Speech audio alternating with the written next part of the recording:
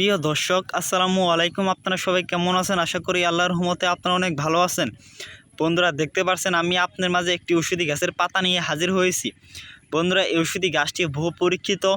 যাদের বন্ধুরা হাত পাও ভেঙে যায় বা মচকে যায়, আপনারা কিন্তু ডাক্তারের কাছে যান, তারপরেও কিন্তু আপনারা ডাক্তারের কাছে যাওয়া কোনো সুচিকিৎসা পান না, বা আপনারা কিন্তু ডাক্তার কিন্তু অনেক ব্যান্ডেজ করে দেয় বা অনেক নানান ধরনের ওষুধপাতি দেয়, আপনারা কিন্তু হাজার হাজার টাকা পয়সা নষ্ট করেন। বন্ধুরা এই ঔষধি গাছের যদি আপনার যেখানে হাত পাও ভেঙে যাবে সেখানে যদি ঔষধি গাছের শিকড়টি আপনারা যদি বেঁধে দেন, বা যেখানে হাত পা যদি অনেক ব্যথা করে সেখানে যদি আপনারা একটু এই ঔষধি গাছের শিকড়টি যদি আপনারা একটি তাবিজের মধ্যে বা ওই শিকড়টি যদি একটি লাল সুতো দিয়ে আপনারা যেখানে ব্যথা করে সেখানে যদি আপনারা বেঁধে নেন, তাহলে আপনাদের ব্যথা দূর হয়ে যাবে। যেখানে মকসিছে সেখান থেকে মকসিনা দূর হয়ে যাবে। বন্ধুরা আপনারা 7 দিনের মধ্যে আপনাদের ব্যথা দূর হয়ে যাবে। আপনার যেখানে মচকে যাবে সেখানে ভালো হয়ে যাবে। এই ঔষধি গাছটি বহু পরীক্ষিত। বন্ধুরা ঔষধি গাছের সাথে আমি আপনাদের পরিচয় করে দিচ্ছি।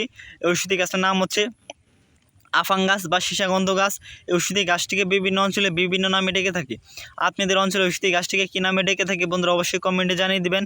যারা গ্রাম অঞ্চলে থাকেন তারা কিন্তু ঔষধি গাছটিকে আপনারা দেখে চিনে ফেলেছেন, আর যারা ঔষধি গাছটিকে চিনেন না অবশ্যই আপনারা কমেন্টে জানিয়ে দিবেন। বন্ধুরা এই ঔষধি গাছের এই পাতাগুলো আপনারা একটু ভালোভাবে দেখে নেন, তাহলে আপনারা চিনতে পারবেন। এই পাতাগুলোর মধ্যে দেখতে পাচ্ছেন লাল লাল চিহ্ন রয়েছে। বন্ধুরা এই পাতাগুলো আপনারা একটু সুন্দরভাবে দেখে নেন, তাহলে অবশ্যই পাতাগুলো আপনারা চিনতে পারবেন। এই আফাং গাছটি আফাং গাছ যখন বড় হয় তখন এই আফাং গাছের থেকে অনেক দারকা দারকা ফুল হয়, বড় বড় লম্বা লম্বা ফুল হয়। কিন্তু এই আফাং গাছটি অনেক ছোটো, তার জন্য এই আফাং গাছটি থেকে কিন্তু ফুল হয় নাই, বা আপনারা গাছটি কিন্তু অনেক ছোটো তার জন্য ফুল হয় নাই। বন্ধুরা ঔষধি গাছটিকে আপনারা একটু ভালোভাবে চিনে রাখেন, আপনাদের উপকারে অবশ্যই লাগবে। বন্ধুরা যদি আমাদের ভিডিওটি আপনাদের ভালো লেগে থাকে অবশ্যই আমাদের ভিডিওটি একটি লাইক করে দিবেন এবং বন্ধুদের মাঝে শেয়ার করে দিবেন। ধন্যবাদ সবাইকে। আসসালামু আলাইকুম।